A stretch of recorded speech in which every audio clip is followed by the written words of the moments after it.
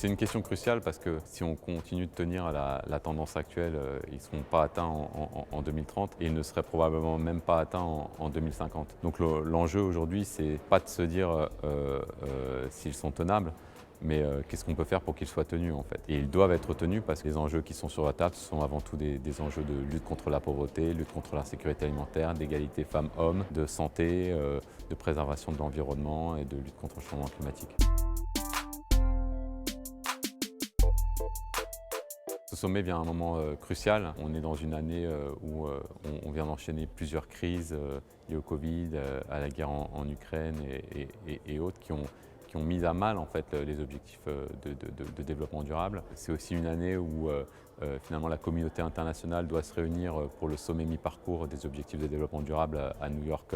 en septembre. Il va y avoir la COP pour le climat qui doit faire aussi le bilan de l'accord de Paris. Et donc on est face à des points d'étape majeurs et il est fondamental de se poser la question si finalement notre système financier aujourd'hui est le mieux à même de répondre à ces objectifs-là. Il y a un certain nombre de changements qui doivent être pris en compte, changements pour